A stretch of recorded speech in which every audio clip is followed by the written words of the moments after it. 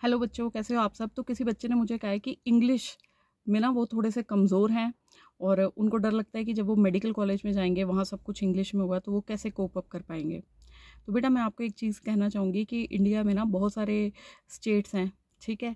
हर state में आपकी language अलग है। 16-17 तो हमारी जो मेजर लैंग्वेजेस हैं जो कि अलग अलग स्टेट में बोली जाती हैं, ठीक है। और हमारा जो नीट का पेपर होता है ना, ये भी डिफरेंट डिफरेंट लैंग्वेजेस में होता है। तो इंग्लिश में कोई कमज़ोर है इस वजह से, अब मानो नॉर्थ इंडिया को कोई बच्चा है जिसको बिल्कुल भी कॉन्फिडेंस नहीं है इंग्लिश में, वो सोचता है कि मैं साउथ इंडिया के किसी कॉलेज में जाऊँगा तो वहाँ जाके मैं कैसे वो चीज़ें करूँगा। देखो जो टेक्स्ट है, बुक्स है, वो सारी आपकी इंग्लिश में रहती हैं।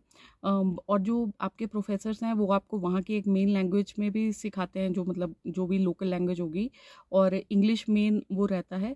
बट अगर आप सोचो कि आपको जब वो क्वेश्चन पूछेंगे आप आंसर कैसे कर पाएंगे, तो बेटा वो तो बेसिक चीज़ें हैं जो अब टर्म्स होने हैं आपकी, जैसे एनाटमी है।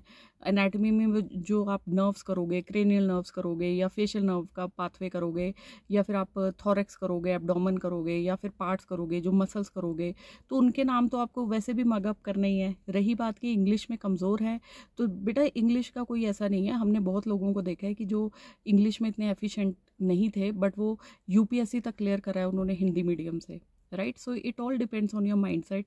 तो इंग्लिश कोई ऐसी चीज़ नहीं है कि हाँ भाई किसी को नहीं आती है तो you need to have inferiority complex regarding that.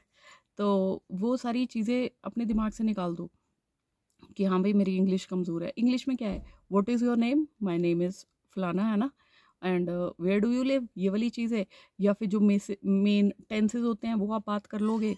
तो जो बेसिक टेंसेज अगर आपके क्लियर होंगे ना, नाउन क्या है, प्रोनाउन क्या है, वर्ब क्या है, आई मीन टू से कि जैसे आपने हिंदी में कोई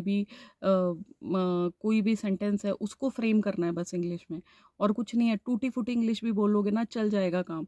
at the end of the day it's not like English which matters, what matters is your knowledge, right?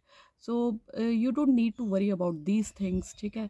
अब मैं अगर अपनी वीडियोस हिंदी में बनाती हूँ, मुझे अगर इंग्लिश आती भी है तो मेरा रीच ज़्यादातर हिंदी में है। और जब आपको एमबीबीएस करने के बाद आपको हॉस्पिटल्स में जाना है ना, तो वहाँ पे ऐसा नहीं होता कि हर पेशेंट आपका इंग्लिश में बात करने वाला आएगा। मैक्सिमम जो आपकी पब्लिक है वो हिंदी भाषी होगी, या फिर जिस भी आप स्टेट में लगते हैं तो वहाँ की भाषा वो बोलेगी, ठीक है। तो मेरे को ऐसा लगता है कि आजकल की जो कमिंग जनरेशन है ना, मैक्सिमम लोग वो इंग्लिश में इतना घुस गए हैं, कईयों को तो हिंदी तक नहीं आती है, या फिर अपनी, मैं हिमाचल से हूँ, पहाड़ी नहीं आती है, ठीक है। मुझे भी अच्छे से पहाड़ी नहीं आती है but at least I am comfortable speaking in Hindi, ठीक है। तो हिंदी में बेसिक है। जब पेशेंट, तो जब आपके पास लैंग्वेज में अपनी बातें बताएगा ना, वो कुछ लैंग्वेज, वो तो ऐसी ऐसी बातें बताते हैं पेशेंट की जो आप समझ ही नहीं पाते हो, ठीक है। तो don't worry about these things. एक इंस्टा पे बहुत अच्छे ऑर्थोपेडिशन हैं, पता नहीं उनके लाखों में फॉलोअर्स हैं, और मैं देख रही थी कि वो अपनी राजस्थानी में बात करते हैं और बहुत अच्छा पेशेंट बेस है उनका, और पेशेंट्स को भी बात उनकी समझ आती है, ठीक है। तो अगर ऐसा कुछ नहीं है, it's your knowledge which will matter in the end, not this English और हिंदी, ठीक है। बाकी भगवान सबका भला करे। हर हर महादेव, जय श्री राम, गुड लक बच्चों।